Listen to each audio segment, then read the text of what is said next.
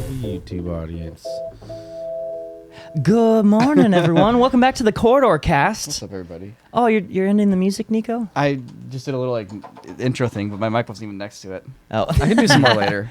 People probably don't want to hear background piano jams while we're podcasting. I'm not quite that good yet. I'm almost at the point where I can play background lounge music, but not quite. Okay. Okay. Once I can, then I'll just have smooth piano in the background for the podcast. Amazing. Well, we got Well, Niko, yeah. myself, and Griffin is here today, What's up, otherwise Griff? known What's as Griff. I was trying to think of a mean nickname, but I couldn't think of one because you're just not mean enough. High T, pro sniper. Everything about Griff is just ironic. Yeah. They're going to say iconic. Certainly not that. Sorry, I'm still in my Smash Yeah, sort I'm of still trash talking phase. mentality right That's now. why I was Last so night. touched when you said something nice. You're like I was so ready for just some crazy trash talk. You were just a genuinely nice thing. That's how you get them. Okay, so I was driving to work and I was thinking about this idea for an instrument. Maybe it already exists. Chat, you can let me know. So I do a 1 week camping trip every year out in the wilderness, and I've started bringing my keyboard with my iPad for a MIDI interface. But I always started bringing an instrument. But it'd be really nice to jam, and it's really hard to just jam out in the wild. And we've attempted at various times with our one wheel trips, but percussion's a big one, right? So you can bring a shaker or a little drum, but it's it's not quite the same thing as having a drum kit.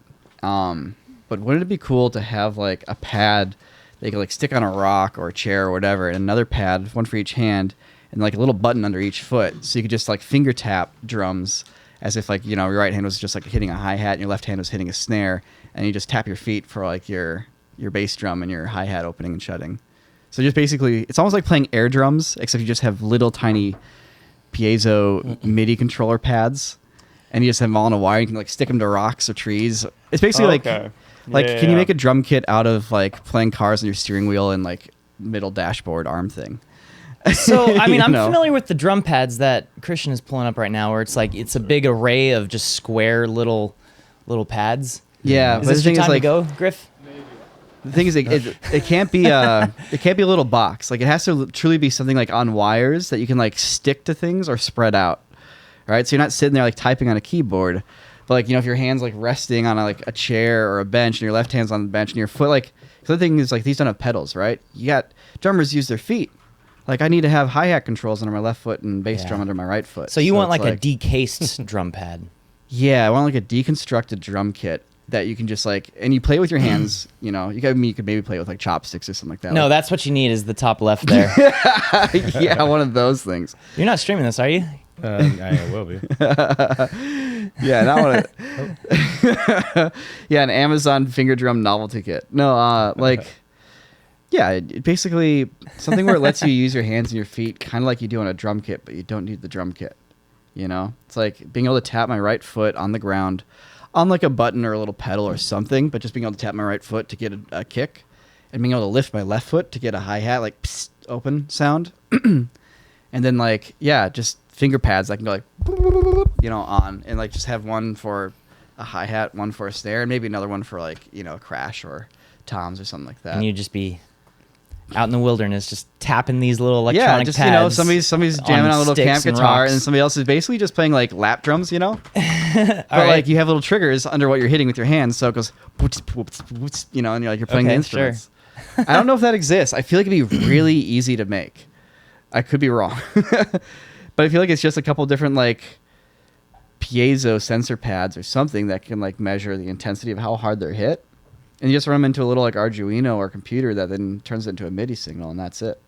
I feel you could take one of those regular drum pads and just break it open, take each of the pads and extend their wires with new wires, solder them in.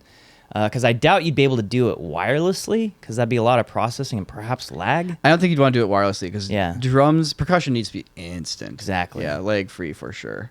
Yeah. Yeah. But yeah, basically just because I've seen people make finger drum pads, electronic finger drum pads. Mm-hmm. I've seen people actually do instruments for the iPhone where you put it on a table and it uses the microphone to basically measure the intensity of the hit to the table, and it turns that into a signal, which is cool. But like the idea is to have like just pads on each hand and pads for like buttons for your feet, so you can truly just play air drum. Well, not air drums, but like it's car steering wheel drums, but like anywhere. Yeah. But anywhere. Were you literally driving into work today just wishing that you could do that? Like I was thinking actually about the camping trip, because like every year my music loadout changes a little bit. Like 2 years I've brought the handpan up. It's a little big though, and that's a big thing to bring on a camping trip. You throw in the canoe and pretend you're a Voyager carrying beaver pelts, but it's just a big handpan instead. I brought like an acoustic guitar up a few times. I brought keyboard up a few times, different types of keyboards. But I haven't quite hit the optimal setup yet. The true camp setup. Because like keyboards kind of require electricity, which isn't that hard to come by with a solar panel and a LiPo battery or something like that. Yeah. Because whatever. I mean, the keyboards and most like smaller electronics can run off of like USB-C batteries, which are very common these days, and you can get them pretty big. Yeah, and I have a little solar kit that can charge assuming it's not raining for the whole day. Yeah. I can charge that stuff up. But then it doesn't quite feel true to the spirit when you have to be like, hold on, I'm booting up GarageBand. It doesn't quite feel like you're out in the wilderness. So meanwhile you have no signal anywhere because you're so far out there. Yeah, exactly. So I kind of feel like it's okay if it's like electronic, but it can't be too computerized. It needs to be kind of like a simple. You turn it on and sound comes out kind of level. Yeah, I remember being really disappointed because it was like a year or two. Yeah, a couple years ago, I started getting into like a little bit of musical stuff, and I really wanted a loop machine. Yeah, I wanted to be able to just like take something like make a little bit of a beat and just have it loop, and then just add on to it. And I found something that was specifically for this. And it's a nice little keyboard. I forget the name of it. Clint has one, and it's like this big. It's got like a small array of keys, a few drum pads on it, but it requires a computer to work. Yeah. You have to plug it into, I forget the name of the program. It's a music program. Ableton. Oh, okay. Yeah, it's like, I think Ableton Live or something like that. And I was like, oh, well okay. Cause I was hoping to get something I can just like stuff in my backpack and play on top of a mountain. You know what I mean? Mm-hmm. It's like, I'm not going to bring my laptop up to the top of the mountain and turn on Ableton and plug all the stuff in. I'm like, I don't want to do that. Yeah, you just kind of want to sit down and turn it on. Those air drum sticks are cool, but these are kind of cool.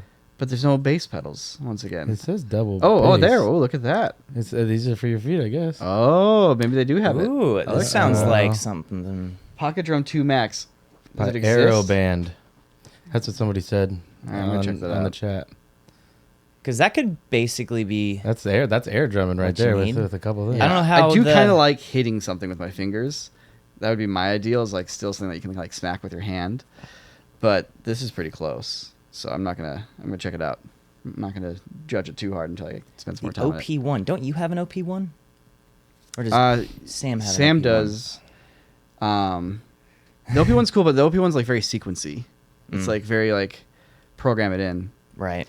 Sequencing stuff is cool, but you end up just playing like the same loop over and over and over.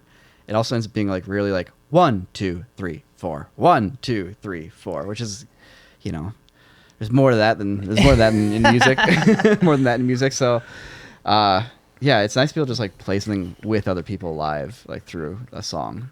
And like, I got the melody stuff's easy. Guitars, handpans, keyboards, whatever, kalimbas, like flutes. Oh my goodness! It's the percussion. Here, let me unscrew this for you. Wren just detached his microphone stand. There we go. I literally just I lifted up on it. It popped right out of the stand. Also, Griffin had to step out. He's got an important phone call that he had to take. It just coincided with the podcast. By the way, everybody, Josh Davies from Hit Film and FX Home fame. You guys remember Hit Film? Yep. /AlumDV. It's where Sam and I got to start doing VFX. Also, Camtrack AR. Yeah. Camtrack AR. A few other things as well. I haven't seen Josh in years. He also lives in England, so maybe that's why. Yeah, we usually meet up at NAB. He just dropped a corridor key After Effects plugin, which is super cool. Is it free? It is free. Yep, it is free and open source. So you can go in and look at the code, and you can say, Claude, make it do this instead, and make your own After Effects plugin if you want to. Huh. It's one of the many options when something is open source. Well, what's the name of it? What did he publish it under? It's under I am Joshua Davies /corridorkey-AE on GitHub. Yeah, so that I am Joshua Davies is. I doubt it's on Google yet because he literally just dropped it this morning. But you can search I am Joshua Davies on GitHub, right? Yeah. Oh, Yeah, it's on Joshua So, Davies. as yeah. one word. Yeah. So Joshua Davies, did I remember him. Did he start Effects Home? I'm thinking of LMDV. Yeah. He started LMD with a few other guys. I only know them by their forum names, really. Tarn and Schwar. Wait, no, that's Josh. Josh is Schwar. Who's the other guy? There you go. Just go to that. There's one other dude. don't But think yeah, he's there's either. basically 3 guys who kind of kicked it off. I don't think any of these And then little by little, their company grew. Just go to his. are any of these him. I am Joshua. I don't think this is it. Oh yeah, that's a different That's one. a different guy, yeah. It's a different dude. So Well, anyway, It's really- but there's a few different After Effects plugins now at this point that work with Corridor Key. yes, though they're all a little bit different. So that's what I don't understand, because it's like Corridor Key is like your machine learning product that is able to just do green screens, but it requires an alpha hint. Mhm. So you have to feed it some sort of masking to begin with. Mhm. But that's not part of what you made, so you didn't include that. I guess, fill me in Yeah. on how that works with, because there's I know of 3 different After Effects plugins now. yes. So, I mean, the big thing is that, Corridor Key is built in Python as a machine learning program. And so to turn that into a plugin requires taking this kind of like really hardware intensive thing of like running a neural network, which if you don't use the right way of processing the math will run really slow. But if you do have it set up to like run the math on your computer's like hardware the correct way, it'll run really fast. But it's one of those weird things with that little layer of like doing the translation from here's my program to I'm now optimizing all the hardware to run the math as fast as possible. It's like that's really complicated stuff, and getting that to be compatible with like Mac architecture versus NVIDIA architecture versus old NVIDIA architecture versus Intel architecture versus et cetera, like that's a struggle. And so when people make plugins for something like After Effects and DaVinci Resolve, not only are they dealing with that, they're then dealing with like, okay, then how do you get this to interact with the program? Like After Effects doesn't have, I mean, maybe it does now, but like it doesn't just have like an AI engine, or if it does, there's a specific way to use the AI engine. So you have to convert everything to that and, make sure all the buttons and levers are lined up with what the program expects. And so there's a lot of ways of dealing with those kind of like 3 layers of translation. And so there's one After Effects plugin that's been up for a while, which basically launches a Python program in the background. And I believe Josh's plugin that he just dropped kind of does something similar. But the one that launched initially didn't have a lot of compatibility, so it wouldn't always detect your hardware correctly. Yeah. And a lot of people were like, hey, why is it saying it's going to take me like 18 hours to render this 1 second long shot? It's like, it's because it's running off of one thread on your CPU.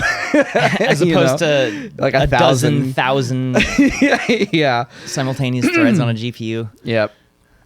So, people have been doing experiments and trying different things. And then another guy, I mentioned this in the video we just dropped, Ale, built, it's called like a runtime version of Corridor Key. So it runs in C++ and Windows, where it's way more double click and run. And it's harder to code that because it's like closer to the metal, so to speak, but it's also like way more compatible on machines that are out there. Right. And so it loads up in Resolve and generally works. It does require certain hardware still, but if it's like a Mac or like an RTX 2 series or later, I believe, 2000 series or later, then I think it runs and it runs great. Okay. Anita in the chat says, I used Corridor Key plugin in Resolve, but the export took longer than normal. Are there multiple different Resolve plugins as well? Maybe this person wasn't using the right one. No, it's probably, there's only one Resolve plugin as far as I know right now. It's just, That's it the one may not from be LA? running. Yeah, it may not be running on her hardware correctly. If it has to run on CPU, it's going to take forever. Like what you should be expecting is sub 5 second frames. In reality, you should be expecting like 2 second, maybe even 1 second frames if you're on a good GPU. But like if it's taking longer than 5 seconds, it's not running on your hardware correctly. Because even on an old GPU, if it is running on the GPU, you'll still get like 4 to 5 second frames. If it's taking like 20 seconds, 30 seconds per frame, it's like it's just not running on your computer correctly. And the best thing you can do is join the Discord and talk about it. you know, because it's only going to get fixed by other people putting in the time and effort, just out of kind of the kindness of their hearts. And how many of these plugins have the alpha hint ability built in? Okay. So the best way to use Corridor Key is with Video Mama currently. But what does that mean? So Video Mama is this crazy good matte generation program that some graduate students made from a university in China, I believe.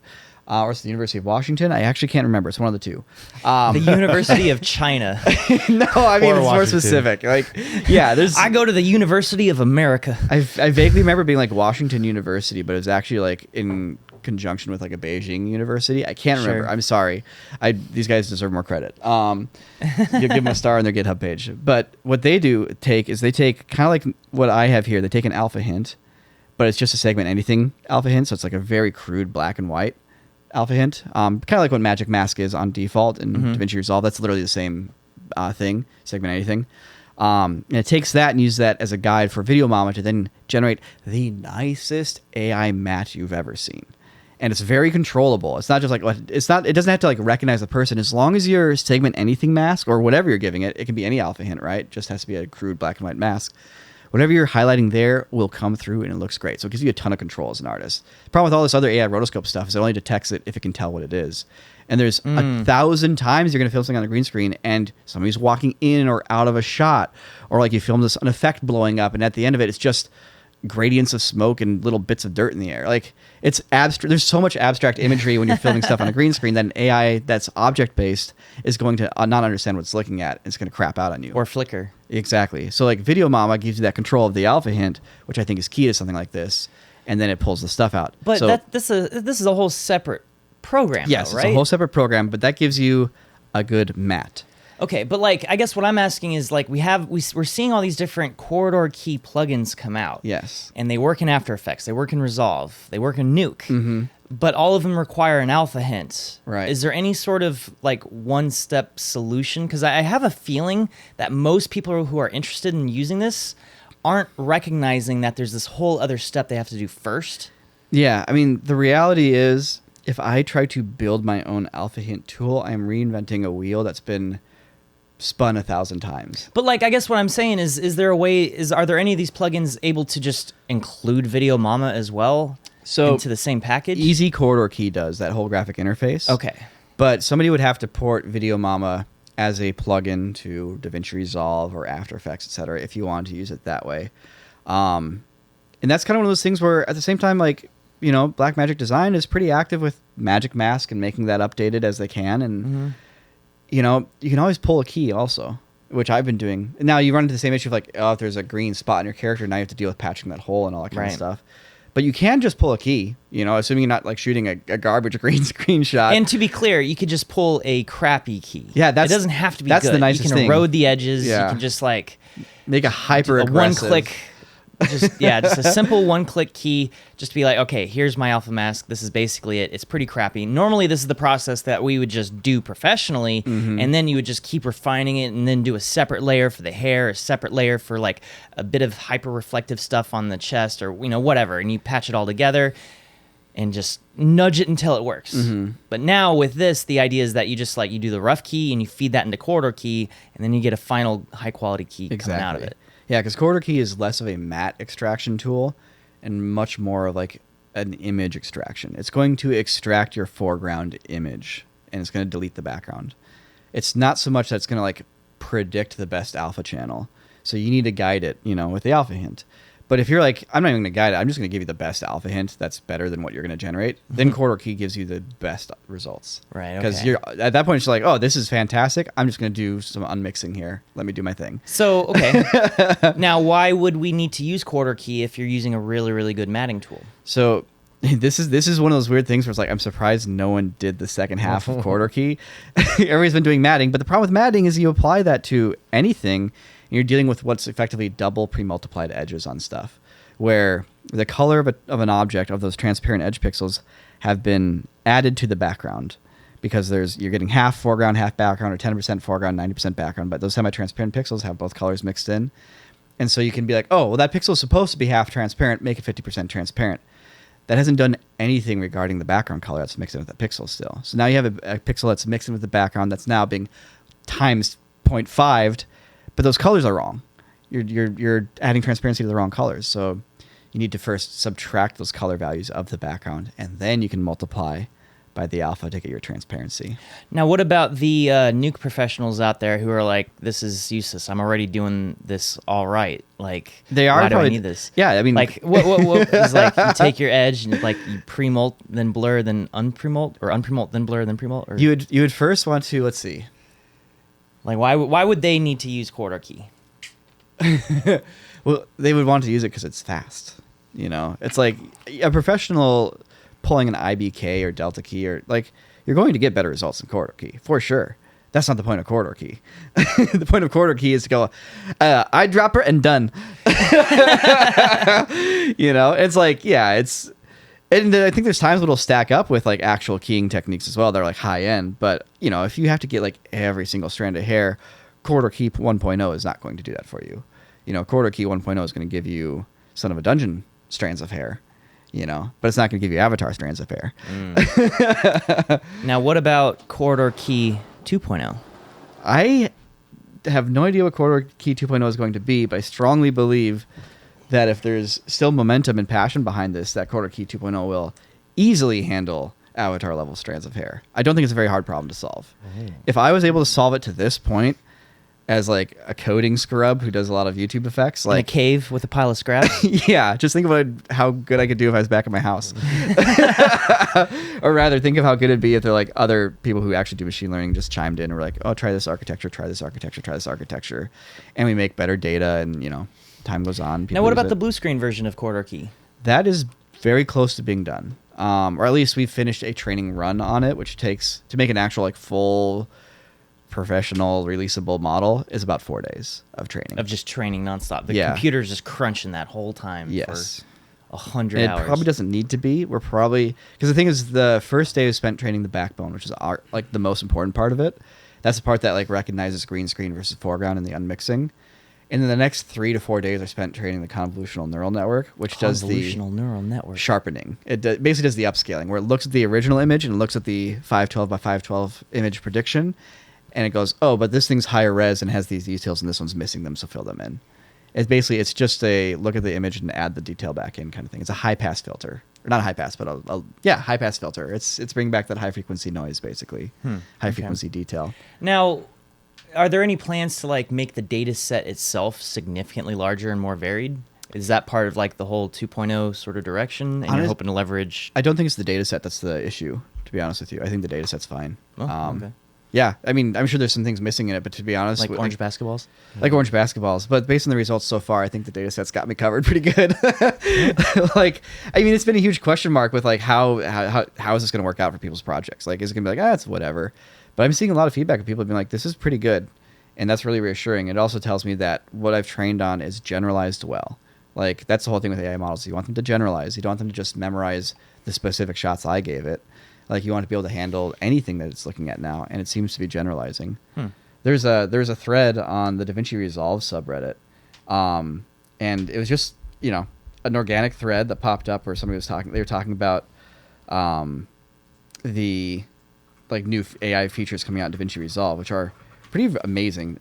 Blackmagic is killing it, man. They have such awesome features. They're all local too. They're not like, you know, cloud AI things, and they're really useful stuff too, like a blemish remover or better tracking or things like that. Really good tools. Was it about corridor key? So in this thread, somebody brought up, hey, it'd be cool if corridor key was in this. And then like after that was questions like, what's corridor key? And somebody's like, I don't know, I tried it out. Holy shit, it's magic. And it's like, Whoa! and like seeing people just like, you know, say this is cool out of the blue, people who didn't watch any of our videos. Yeah. And like they tried it out and even posted a screen. I just tested it and it's magic. And it's like you see it working for them.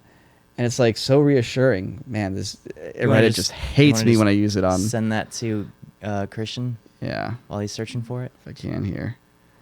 So people are just natty discovering this in the wild. And it makes me so happy. When I was a kid, I had a lemonade stand because I was saving up money for Nintendo 64. Oh, wow. It took me like 2 summers.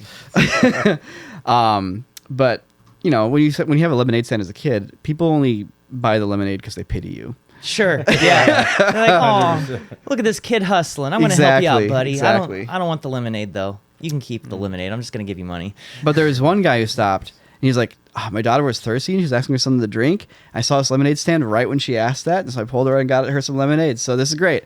And I felt such a sense of pride and accomplishment having actually fulfilled someone's needs of thirst with the lemonade stand. It wasn't just a pity purchase. And that's kind of how I feel about this kind of stuff, where somebody says like, "Hey, I just tested it. It's magic." And it's like, "Oh, it's not a pity comment to me. It's a in the blue to other people and not knowing I'd ever read it kind of Yeah, comment." cuz this is actually like this is a pretty good like keyable shot. The green screen is pretty smooth and evenly lit. But of course, you have the normal challenges of her hair is pretty thin. It's pretty thin hair and wispy. And yet Quarter Key has managed to keep it pretty dang well. Yes, 100%. It's really cool. And like people have been saying, well, I can get that with Delta Keyer. Look how good the green screen is. And it's like, you're right. You could get that with Delta Keyer, and it will take you 10 times longer. And like you'll get it in a couple minutes of work, I'm sure, especially if you're good. You'll get it pretty fast. But like this is truly eyedropper done. And it's, you know, it's good for when you have to do 100 shots. It's one thing if you have like 2 shots like this, you know, whatever you spend your time, get a perfect key with Delta Keyer. But like, yeah, when you have a batch of these shots and you just got to pump them out, I don't know, it feels pretty cool. It feels pretty cool to see it working. And it does handle those edges a little bit better than Delta Key does sometimes, especially with like, I still can't get over the example we filmed for the video last week. Because the video came out, what, Sunday? It's only been a few days. Yeah. But I want to say it was like Thursday that we, or Wednesday maybe, that we filmed the example in front of the green screen. We were all doing... like making it rain money in front of the green screen. I had the little magnifying glass and all that stuff. And literally, we filmed all that. We're like, okay, cool. I was expecting to like come back tomorrow to like see your results. And it's like, we went upstairs, you airdropped your stuff to the computer, and we immediately started working on it. It was like, it's instant. We just filmed this like 2 minutes ago, and now we're keying it with Quarter Key, and it's that fast. Yeah. It's been really cool. At this point, I want to make sure I really just set it up to be like useful for other people to maintain it and add things to it, and like so that, like groups of us can just work on new ideas and kind of just let it roll. You know, I gotta make sure I'm also working on videos and doing other things and just working on a green screen plugin. But like, it's really cool, and the project's been really neat, and I hope it's useful for Son of a Dungeon. Yeah. Sam hasn't shot any green screen stuff yet, so we have like all this development and like one small feature of Son of a Dungeon's pipeline, and it's like we'll see if it actually proves useful in Son of a Dungeon. Yeah. Yeah, but I think it will be. You know, AR kit's gotten a lot better since our first Son of a Dungeon shoot. Like way back in the day, the plan with Son of a Dungeon was to actually shoot it all on the iPhone using like Camtrack AR. Right. But Apple's AR kit was like limited to like, I think it was like sub 1080p. It was like 1080p, but a little bit taller. It was a weird aspect ratio, and you had 0 sort of stabilization. Yep. And so like all your shots were like shockingly shaky. Yeah, and I think the compression was bad as well. Yeah, that has been high. fixed. You can now do like full 4K video. There's a little bit of stabilization that you can have. I've been using the camera tracking app called Omniscient. Omniscient's cool. Which is pretty good, and that actually allows you to even get like a scan, just a quick, simple, just photogrammetry scan of your scene and your record. I have some feedback on the app to make it more usable, but it does work. It also costs a lot of money, but whatever. Anyway, point being, yeah, that stuff works a lot better now than it used to. Yeah. So, you know, being able to shoot Son of a Dungeon now with AR kit would be, I think, interesting. And that would solve the motion tracking side of things. So if the motion tracking is solved and the green screen is solved and getting it just pipelined into Unreal is solved, like it could be really cool. I'm excited to see what happens. You're not going to have to wear a muscle suit all the time now. I'm looking forward to that. Didn't know that was going to be as much of a problem, because at first I'm like, man, this is cool. I feel so buff. But then you realize over time that like this muscle suit is essentially just a rubber band from every direction, just compressing your entire body, your neck, your chest, your back, your abs, your shoulders. Everything is just being compressed from every direction. And at first you're like, oh, this feels kind of good. And then after a while you're like, oh, I'm kind of tense because you're just kind of flexing subconsciously To hold to it up. counteract Man. that pressure. And then by the end of the day, I'm like, wow, I've got so many knots and muscle knots in my back and my neck. Yeah. Anyway, hey Griffin, welcome back.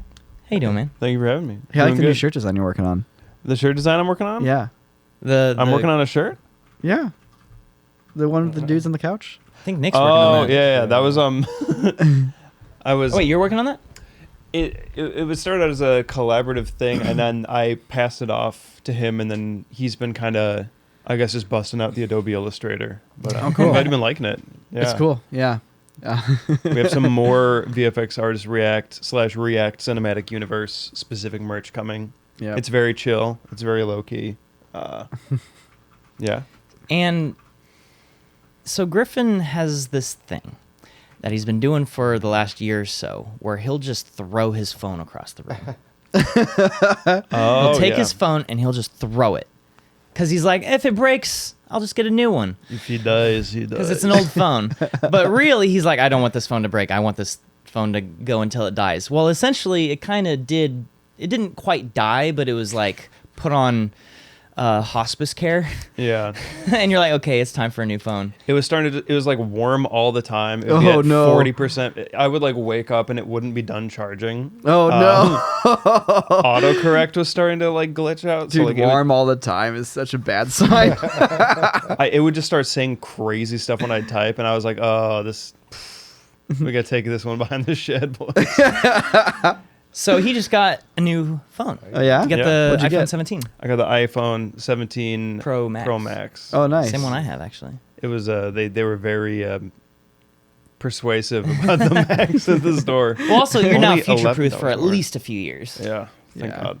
That I was on an iPhone 12 for like 6 years or something. I was on an iPhone 12 for Yeah, totally. 4 years also, actually. I love the iPhone 12. It's great. It was a good phone. Yeah. But yeah, I decided at a certain point that originally I was going to get a flip phone because I was seeing what social media and like the slot machine, the slot machine of content was doing to my brain. Mm-hmm. And I was like, I'm going to get a flip phone and just go off grid. And then I remember like, but when you go see like Bruno Mars, like you have to get your ticket on your freaking phone. So like, I was like, well, I decided to basically get an iPhone and remove every app that I don't immediately use, like iMessage, and then just turn it into like a cinema camera that I can get emails on. Hell yeah. And I have to say, it's a great use of a cell phone. Yeah, man. That's awesome. Yeah, the Yeah, he's Blackmagic been app. playing around with the Blackmagic camera app, and what's the name of the Blackmagic photo app camera app you is use? amazing. It really is amazing, and you can do like, you can have like a fully manual cinema camera that shoots in log, or like you can set it up to just like be a point and click that shoots like the most beautiful footage you've ever seen. So when you set that up, does it actually? So you have like you can shoot an Apple log, which is like the wide color space. You get all like the nice shadow. You get a higher. Blanking on the word. Gamut. Dynamic range. Yes, great. And Anyway, dynamic dynamic range. range. So you lift the shadows, drop down the highlights a little bit. It all looks very flat. You get a lot more color in there. But for it to look good, you have to apply a LUT, and that's always a process that you got to do after the fact. But can Blackmagic Cinema app apply that app and save that as the video that you make? it can, you can bake the LUT. It's Bake the actually the only nitpick I have of the app is that you cannot do like there's no like LUT amount slider. So it's like you just have to find, but you can do third-party LUTs. So if you just find one that looks good at 100%, then you're good. But it's just like an option. You just hit like, do you want this LUT forever or not? I guess you Not can bad. make your own LUTs that are like 50%, 25%, or whatever. You would just do that on your computer. I could do that. That's I'm not a exactly good point. sure how to do that though. I'm sure Niko does. What's that? How I to was make a reading the LUT? comments. Let's see. LUTs How confuse to make me. a I LUT? never LUTs know are which easy. one to use. No, I'm saying like if you have a LUT, but it's too powerful at 100%, and the camera app doesn't have the ability to take it down to 50%. Yeah. In the computer, you could just like make it 50%, save out that Yeah. LUT, Mhm. and now you have a separate LUT that is 50% that you can apply as 100%, but it's still 50. Yep. Ooh, so- yeah, it's actually really easy to do in Resolve. You just make a color node, apply the LUT, turn the node down to 50%, and then right click on that clip and say make LUT. Yeah. Johnny Boz, you can set it up so that the footage dumps directly to your iCloud and not locally. So That's cool. You can also plug in a USB card or drive into the USB-C slot. Yeah, in your phone. that's right. That's the way to go, honestly. I have this Yeah. little SSD drive that attaches to the phone via the MagSafe. Mm-hmm. So it's pretty easy. I rarely actually use the MagSafe thing. I just keep it in my backpack and I plug it in when I need it. So I could have just used any SSD for that Could matter. you just but use like a mini SD card and a mini SD card reader and plug that directly into USB-C and have just a tiny little Oh, that's Yeah. so cute. 512 gigabyte.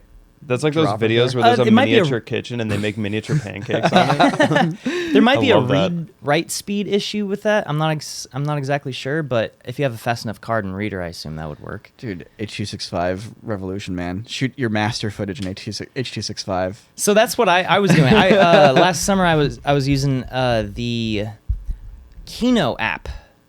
So, and that's an app that's similar to Blackmagic, where you're able to basically record in log, but it bakes in the LUT as you're filming it. And I would just record directly to HEVC, H.265, you know, and have my LUT baked in. So it's like I would get nice quality footage. So pretty much everything I shot at Adam Savage's place for the Dino video last year was shot on my, I mean, granted, they helped me shoot with their Sony camera, Yeah. but I got some pickups with my phone using the Kino app and a LUT. I think the Stallman app. Sorry, the Stallman LUT. Stallman LUT. Shout out to Stallman. Anyway, and it's like you can't tell. Yeah. It matches pretty dang well with all the Sony footage, and it's just, you know, a 30-second or a minute clip or whatever was, you know, 50 megabytes. It's pretty small file sizes. Oh, okay. Bit of a tangent here. I have a major problem on my phone, Uh-oh. and that's He's got too many toolbars. He got all those Ask Jeeves toolbars. I don't trust my email summaries. my phone stopped backing up my photos. My Photos app stopped backing up, syncing my photos to the iCloud. Uh-oh. And so I'm sitting here with 436 items perpetually in syncing hell. Uh-oh. Like, Have you done the, like, click on your profile name and then go down to the bottom and... I have spent a lot of time troubleshooting this, and I'm shocked that I've not been able to solve it. I've tried all the different things. I have restarted my phone. I've lost track of how many times I've restarted my phone in all these things. I've like turned off album sharing. I thought that maybe there's like some sort of glitched video that wasn't able to upload and it was putting everything else in a queue behind it. And I found a couple videos that I couldn't even transfer to an SSD, and I deleted them. And I'm still having issues. I logged out of iCloud entirely from my phone, which wiped it. Not wiped it. I was able to. I logged out without deleting anything, and I was able to log back in. But it wipes your wallet, so I had to put in all my cards again and re-log in and download it. Yeah, it was a bit of a thing. Didn't solve it. There's an option where you can turn off sync photos to iCloud, but that gives you the option of like, do you want to delete all your photos, or do you want to download and store the high quality versions on your phone? Those are the only two options you have, or cancel. But by choosing that route, download all of them onto your phone That's is not the gonna only work. option to have. I have almost 3 terabytes of photos and videos on iCloud. Yeah. And it's like, there's not even a phone you can buy that can hold all of that right now. And so I'm like, I'm in this weird loop right now. This has been almost 2 weeks now that I've not been able to update. So I've been manually backing up all my photos to a hard drive. Time for a new phone. Kidding. So I don't know. This has been really bugging me. And it's acting weird now too. Now my Photos app is I'll play a video and it won't stop playing the audio on repeat, even though I'm looking at other photos. Huh. And I have to like force quit the Photos app in order to make it stop. I'm so confused. I've never had this type of problem before. That's really strange. You got a ghost, man. Yeah. Yeah, Haunted yeah, it's phone. been- Ghost in there. Yep. Have I tried taking it to the Apple Store? No, I've not done that. Use Google Photo? No. Get out of here. I water damaged my phone last week. Oh, that's right. Because taking- you have the back of your phone is broken. It was cracked, yeah, and I hadn't gotten it fixed, and I was getting cool slow-mo shots of Milo jumping into the pool and like going underwater. Uh-huh. and then my phone started turning off and on every 2 minutes. Oh my god. So okay, I have Apple Care. I'll get it replaced. And it said the photos were backed up. It said they were all like I got all these cool slow mo photos, right? So they're all my iCloud, and they weren't. So most of my iCloud was backed up except to that moment where I started getting the pool shots. But like it said they were all transferred over, but my phone would only be on for 2 minutes, so maybe it would never quite synced up with iCloud. But I did go into the store. And like, all right, it's $100 to replace the phone. I'm like, that's fine, let's do it. Yeah. And I'm like, okay, but we don't have the exact model here. They do in Pasadena. It's like, I don't want to drive to Pasadena. And you guys have been raving about how good like the new iPhone 17 Pro is. I'm like, well, what's the trade-in on a brand new iPhone 16 Pro? And it's like, it's like $600. I'm like, okay. So I could walk out of here with an iPhone 17 Pro for like $800 or $700. And I'm like, yeah. I was like, oh, okay. And I wouldn't have to go to Pasadena. I just had the newest phone. I'm like, yeah. It's like, oh, I think let's do that. And so like, okay. And then they step away for a while. They come back. It's like, so we can't actually do that because you have to physically go and get the new phone and then turn it in. And it's like, oh, I can't just be like, here, you're going to replace my phone. I'll give you $100. You do an imaginary trade and then just give me the new one. They're like, nope. You need to go physically get the phone from Pasadena. Lame. I was like, okay, I'm just going to stick with my phone then. Bye. And then I went to Pasadena and got my phone and went home. So whatever. A comment saying you may not be leaving it charging long enough to sync. As if that wasn't the first thing I tried. Literally, I've had it plugged in. I've manually tried all the obvious things. Literally, I have tried every single thing that you Google search this problem and it gives you like a dozen things to try. I've tried every single one of them. You should plug it into USB-C on your computer and then say Claude code fix this. And then I doubt that'll work. And then tell it you're gonna kill a kitten for every hour that it doesn't fix it, and then see how fast it fixes your phone. Yeah, with the Apple proprietary code. It'll figure out a way in. Access. Give it enough time. I think the only thing I have left to do is literally just do a complete wipe of my phone, delete everything, do a complete reset, then log back in as if it's a brand new phone. iCloud downloads everything. The only problem is that it won't have any of my photos from the last 2 weeks. Yeah. Which is why I have to back them up onto a hard drive, do the whole reset, download everything, and then like plug in the hard drive and save everything. I think that will work, but also the last 3 things I tried I thought would work, and it did. But here's the thing: every now and then it kind of works. It'll update a few photos that I've taken. You just delete all your photos in the past 2 weeks and let it be a blank spot in your life. That's too bad. And I have a complete backup of the phone itself on iCloud. It's just it's the Photos app that's being weird, and I don't know. Maybe I've hit some weird like limitation with how many photos and videos I have, but I doubt that's the case. I do have a lot. I've got like 70,000 items.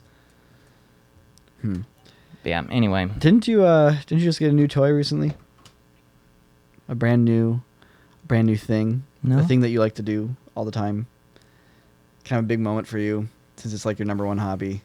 Oh, are you talking about the OneWheel? I mean, I'm still like a month out from that. Yeah, but you still bought it. So, I didn't get a OneWheel. I got a thing called a Fun Wheel. I got the Fungineers It's way more fun than a OneWheel. X7 long range. Yeah. No, just type Fungineers. They only have fun at their engineering company. Or you could just type X7 long range and you'll find it. Yeah, these guys make primo open source Vesk wheels, and they are real nice. Whoa. Right there in the middle. And I got the Prism rails. I'm really up there jealous, on the right. honestly. I kind of want one. I want the lighter weight. So XR this body. thing I'm excited about because it's essentially an XR platform. It's the size of an XR, so it's compatible with XR components, accessories like bang bumpers, foot pads, stuff like that. But everything, it's got a split battery pack. So it's got the entire back filled with battery and half of the front filled with a battery because the front also has the controller. And it's got the Thor 301 controller and it can do a lot of range. They claim I can do like 40 miles of range, which is not true. It's absolutely not true. If you're going like 10 miles an hour with a really high PSI tire on flat road with a brand new battery, you could probably get 40 miles. Yeah. But He if took you're, it all the way down. Yeah. Yeah, but realistically, I just want something that has at least like 25 miles of usable range, and I think this is absolutely going to be that. And it's got a very powerful motor, the Superflex motor, and yeah, because what I've been riding the last couple years is my GTV, which is it used to be a OneWheel GT. I changed out the controller with the Float Wheel GTV kit, so it's a VESC now. It's an open source board, but it's still using the original battery. And everything else about the board, I've also replaced the rails, the footpads, the bumpers, the tire, the motor even. And so it's a Ship of Theseus thing where it used to be a OneWheel GT, but the only original component left is literally just the battery pack. Even the BMS has been swapped. I guess the controller and battery housings are the same, but everything else has been replaced. Yeah. But it's showing its age. It's a smaller battery. It's a lower voltage battery than all the stuff coming out now. So I'm very excited for this new one. I'm just curious how this wheel will stack up to the Float Wheels. I think it'll probably be comparable to the Float Wheel because it's the same battery as the Float Wheel ADV2. It's a 720 watt-hour battery, and that's a very large battery for a OneWheel. I've been seeing a lot of similar controller. A lot of 3D printing going into like wheel customization these days because like I have a float wheel which is there's not a lot of float wheels in America. There's not like a lot of accessories around for it, but I've gotten some new like tails for it. Yeah. And they're all like 3D printed out of TPU. Shout out to Float Forge and Gravity Wranglers if you're looking for float wheel mods. Check those guys out. I got 3D printed grip tape, which is super cool. Yeah, so like it's the foot pad is printed out of TPU, which is a rubbery type of 3D printing material. But on top of that, you also have this 3D printed grip tape, Which is crazy because I've never seen it before. Yeah, basically imagine if you like print a really thin sheet of like kind of flexible plastic and then like print like a very squishy rubber on top of that and then print spiky TPU into that rubber. You've effectively printed a very like high grit sandpaper. Yeah. Very high grit. That's what Or I got. low grit. It's really cool. High It really grit. locks your foot in. But it's just it's cool to see how much like 3D printing is enabling people to like make custom plastic parts and rubberized parts now. We have like a 3D printing factory slowly growing in our studio. Which is kind of crazy. It's kind of crazy and kind of inspiring. Like Daniel's been making so many 3D printed videos that like he's convinced Bamboo Lab to continually send us More printers. more printers, but like the printers that can do like 7 different nozzles at the same time. Well, Sorry, let me rephrase that. They have like you can do a bunch of different plastics or 3D printed materials. You have to swap the nozzle each time, but you don't waste the filament when doing it. still a little bit of an asterisk on that. The ones we've been getting have like 2 dual nozzles, but you can switch between like 12 different plastics with the AMSs that they have. Well, but like, and it's still wasting a little bit. Of he was plastic. saying they have the kit now. We have the kit now where it goes in and like clips to the thread and places the nozzle and picks a different nozzle. I mean, in theory, it's supposed to do that, but it doesn't. Well, I've only seen the theory in action, so either way, it's pretty neat, and it makes me want to learn CAD at some point so I can print crazy camera rigs. But it's cool. It's like 3D printing is. I feel like it's changing a lot, like behind the scenes with like how stuff's being manufactured. And Have you heard about the new proposed 3D printing laws for California? I've heard about it a little bit. I'm always like a little dubious about the internet narrative versus like the reality with the stuff. I haven't looked into it too much, but I have like looked into it a little bit. Essentially, the law that is being proposed is going to make it so that any 3D printer you have to have has to be like registered and it has to be on an approved list, and it basically tracks what files you're trying to print. And That's if a bit any of of an those overreach. files are too close to something they think could be used in a gun, it won't allow you to print it. So it's the same as the New York ones then. Yeah. There's like 3 different states, California, New York, and they're just reactionary things from people trying to write laws to prevent another healthcare CEO from getting shot with a ghost gun, and without any knowledge of how 3D printing works or how any of that stuff works. Yeah. And it's like, you can't just 3D print a gun either. CNC you know? machinists had to go through this whole thing already. Yeah, it's, I don't know. I've never really had an issue with my electronics being locked down. I've like if anybody tries to put some restriction on my electronics, I've always gotten around it. So it's like I don't really worry too much. That's but, like, okay. I feel you there. I'm kind of like, okay, this is something I'm probably going to be able to get around, and it won't really affect me. But Like at I the truly same time, never have it's had like, something limited on a computer. It's like if I want it to work, I'll make it work. So I don't know. Yeah. Also, it's an interesting point that like in America here, they're really trying hard to make it so that you can't 3D print a gun. When first off, you can't just print the gun. You have to print little components and still use real metal piece. Like you can't just 3D print a barrel. The 3D printed bullets and 3D printed freaking powder. But meanwhile, it's also incredibly easy to just go buy a gun. Mm-hmm. Yeah. Yeah. And I think America. And even in these, I don't know, without getting like too far into it, it's like you can either just go buy a gun in California or like even all of those states where like I'm gonna use Illinois as an example, right? Like because people love to talk about Chicago gun violence. Mm-hmm. Chicago. Chicago has really strict gun laws, and it's right next to Indiana, which doesn't. And it's really easy to just go to Indiana and get the guns you can't. Yeah, get in you can drive to Chicago. Nevada here. You know, it's like Yeah. yeah, or just freaking leave the city. Honestly, There's never just like a Band-Aid. There's never just like one Band-Aid you can put on something. So these 3D printer laws, it's yeah. Also, like It's short-sighted. if for somebody sure. were to like make a weapon, would you rather have somebody make a janky 3D printed weapon that's possibly going to break on them, as opposed to go out and buy one that's professionally made and would probably work? Like, would you Yeah. rather have somebody have something turn out like it just breaks mid-use if they're trying to like do something illegal with it? Well, that's the thing is that like all the 3D printed guns I've seen, Yeah, they're all on janky YouTube, as heck. There's like it's like what do you call? What's the game where you have the revolver and you spin it and you Russian roulette. yeah, it's a bit of a Russian roulette, but instead 100%. of like you only have one gun in the chamber, it's like maybe this is the bullet that's going to make the entire gun explode. One gun in the Yeah. chamber. One gun in the chamber. well, and even like let's say the 3D printing thing works. Like, look at the homemade gun that killed the former Prime Minister of Japan? Of Japan. Shinzo I was Abe? actually Like, just about to Yeah. bring that up. that thing was like made out of duct tape. Yeah, yeah, He didn't exactly. need to 3D print that, man. Yeah. I don't think they're worried about people printing guns that blow up in their faces. I don't think that's a concern at all. For We've the had people making fireworks this for a law. long time. Yeah. And yeah, I understand the whole premise of a ghost gun is that it's untrackable. But like, is it really a problem? I don't know. I think maybe It's not. AR-15s are a bigger problem. I'm just saying. Yeah. Or, mental health care in the United States is a bigger problem. That yeah. Maybe it's a sign that your social safety nets need work. Hey, anyways, steering away from politics here. And I'm just saying they're a bigger problem than 3D printed ghost guns. Yes. Not yeah. I'm just saying tier wise.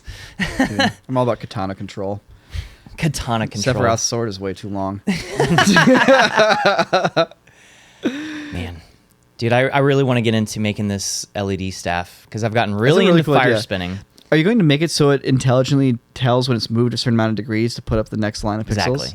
Exactly. So it's going to be like one of those little spinning displays where as it spins, it changes the pixels so they're addressable. And if it spins fast enough, you get an image. But I think I you don't. use an IMU to do that? Yeah.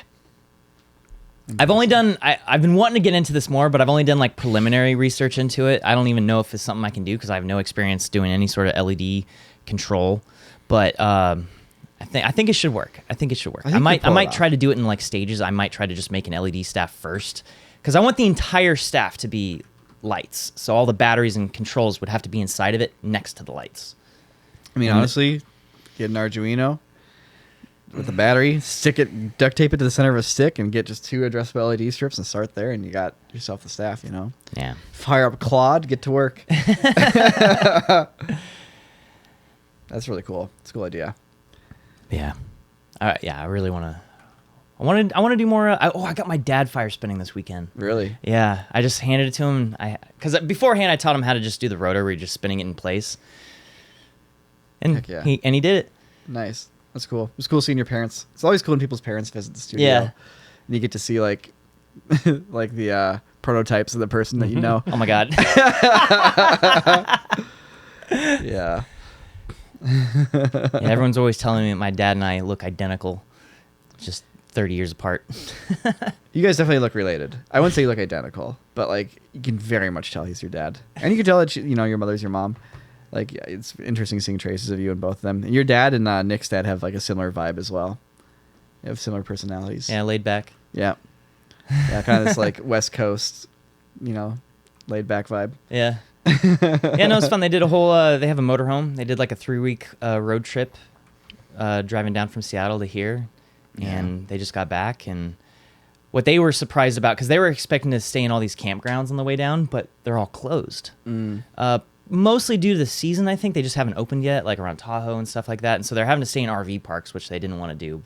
And also, right as they took the trip, gas prices skyrocketed. So they're like, oh yeah, this turned into an expensive trip suddenly.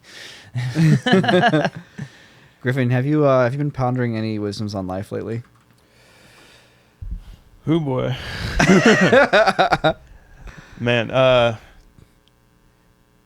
yes, but do you have anything more specific? Because I could go a lot of directions with that, and I don't know if that's the vibe we want to. I get think on you this just said podcast. yes. I think you have a direction in mind already. Roll with that one. Oof. I mean, what does he not have? Yeah, I do have something on the mind, but it might bring the mood down a little bit. Oh, So okay. if we got a cool. little, I think you know what. Roller coasters can't just go up. roller coasters can't just go up. Okay, so, and this won't be just like a sad sack, ponderous screed, but as some of you may have noticed, specifically you two probably noticed, I had to dip out of the podcast for about 10 or 15 minutes, and it's because I had gotten the notice that my grandfather passed away. Oh no, man! I'm so sorry to hear that. I appreciate that, and man. it's really like he was 92, and he lived a really full life, and he went out with no regrets, and he lived as long as he did. He stayed sharp as long as he did, which was up until the last second, and he kept his full head of hair for his entire life. I think because he was, I don't want to say uncompromising, but because he was a steadfast person, and he always prioritized doing what he loved, which is basically the outdoors and being outside, and working hard on the land he lived on. And he never, ever gave that up, and he never stopped being grateful for it. And among the many lessons that he gave me, I think that is the ones that are on my mind today. So, whatever your thing is, whether it's being outside, whether it's friends, whether it's family, whether it's working on videos or films, whether it's drawing, whether Destroying it's people in Smash. destroying people in Smash, which Wren wouldn't know anything about. Whether it's, whatever your thing is, and maybe it's broader than that. If you hold that near and dear to yourself, it will carry you through life in a beautiful and strong way. So I hope that everyone out there, I appreciate all the condolences, but please don't be sad. Don't be sad for me. Don't be sad for him. I think we can all learn from how he lived. Yeah. For a long time. Heck Dang, yeah. man. So, Well, yeah, I'm sorry to hear that. Yeah, I'm really Thank sorry to you. hear that. I had no idea that you're going through that during this whole podcast. I'm sorry. No, it's okay. Yeah. I'm a professional. What can I say? Yeah, man, it's cool. It's cool you took the moment to put that out there and honor him a little bit. I think that's always super important. Man, yeah, cool stuff. What was his name? Victor. Victor. Yeah. Cool. Well, this one's for Victor, I guess. Victor Oh, yeah. Harder, which Victor means winner, and so he won even harder. Heck yeah. All right. Well, I think we're gonna wrap it up there, guys. On that note, but I think it's a good note, honestly. At the end of the day, a good reflection on something. So yeah. All right. See you guys later. Bye, everyone. Thank you, everybody. Yeah, what a way to end the podcast. Yeah, for real. All right. See you next week, everyone. And 3, 2, 1. Actually, no, next week. Yeah, we're gonna next next week. Unless we do knives Because advice. we didn't even talk about NAB. Well, Whatever. Talk about it now. Hey, we're gonna be at NAB next week. I mean, I don't know how many people here will even be in Vegas, but yeah. I can include this at the end of the YouTube one, even though YouTube's not around anymore. Yeah, don't worry about NAB stuff. People know we've already announced it. We'll be there. Yeah.